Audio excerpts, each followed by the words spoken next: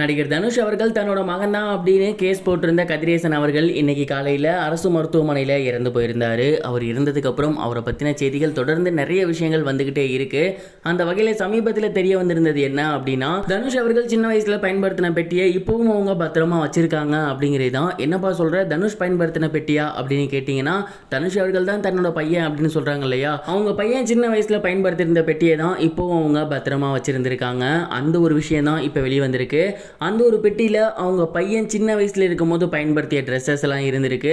அது மட்டும் இல்லாமல் அவங்க பையன் பள்ளிக்கூடம் போயிருந்த போது இருந்த புக்ஸ் எல்லாம் இருந்திருக்கு. அண்ட் அதில் அவரோட கையெழுத்தெல்லாம் கூட இருந்திருக்கு.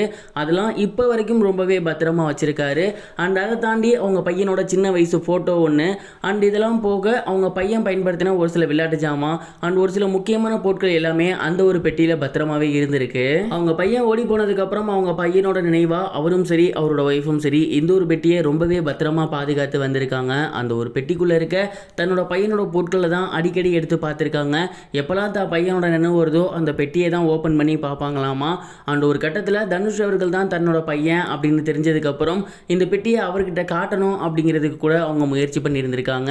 மேலும் இந்த ஒரு பெட்டியை தான் ஆதாரமாக அவங்க கோர்ட்லேயுமே சப்மிட் பண்ணியிருக்காங்க. ஆனால் அதில் உள்ள சாட்சிகள் முக்கியமானதாக இல்லை, ரொம்ப இம்பார்ட்டண்டானதாக இல்லை அப்படின்னு கோர்ட்டில் அந்த ஒரு பெட்டியை நிராகரிச்சிருக்காங்க. அண்ட் அதுக்கப்புறம் அந்த ஒரு பெட்டி மிகப்பெரிய அளவில் இந்த கேஸில் எந்த ஒரு டேர்னிங் பாயிண்டாகவும் அமையல, அவங்களோட வீட்டிலே பத்திரமா வச்சுருந்துருக்காங்க.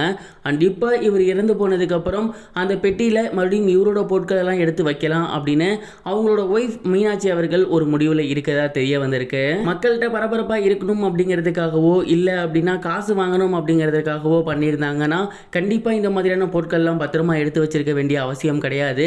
அவங்க உண்மையிலுமே அவங்க பையனை இழந்துட்டாங்க. தனுஷ் ஜாடியில் இருக்கவும் தனுஷ் அவங்க பையன் நினச்சிருக்காங்கன்னு தான் நான் நினைக்கிறேன். நீங்கள் இதை பற்றி என்ன நினைக்கிறீங்க? கமெண்ட் பாக்ஸில் ஷேர் பண்ணுங்கள். இது ஒரு புறம் இருக்க சமீபத்திய ஒரு இன்டர்வியூவில் இயக்குனர் ஹரி அவர்கள் சிங்கம் படத்தையும் சாமி படத்தையும் ஒன்றா யூனிவர்ஸ் மாதிரி கொண்டு வரலாங்கிற ஐடியாவில் இருந்தேன் அப்படிங்கிற விஷயத்தை ஷேர் பண்ணியிருந்தாரு.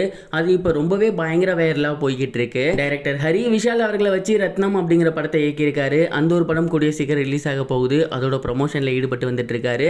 அவர்கிட்ட யூனிவர்ஸ் பற்றி இப்போ நிறைய பேர் பேசிட்டு இருக்காங்களே, நீங்கள் இந்த மாதிரி ஏதாவது யூனிவர்ஸ் வச்சிருக்கீங்களா அப்படின்னு கேட்கும் போது, ஆரம்ப காலகட்டத்தில் சிங்கம் படத்தோட 3ஆம் பாகத்தில் சிங்கம்ல கடைசியாக சூர்யா சார் அவங்க ஒய்ஃப் கூட காரில் போகிற மாதிரியும், சாமி அதாவது விக்ரம் சார் அவங்க ஒய்ஃப் கூட பைக்கில் வர மாதிரியும் ஒரு சீன் யோசிச்சிருந்தேன். அவங்க 2 பேரும் இடையில நிப்பாட்டி பேசிக்கிற மாதிரியும் ஒரு சீன் யோசிச்சிருந்தேன்.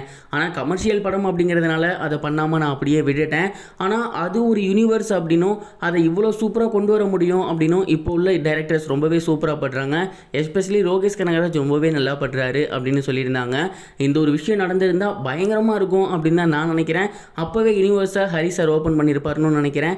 நீங்கள் அது நடந்தால் எப்படி இருக்கும்னு நினைக்கிறீங்க? அதையும் சேர்த்து கமெண்ட் பாக்ஸில் ஷேர் பண்ணுங்கள். இது வரைக்கும் கனெக்டிங் டிவிக்கு சப்ஸ்கிரைப் பண்ணனா மறக்காமல் சப்ஸ்கிரைப் பண்ணிக்கங்க.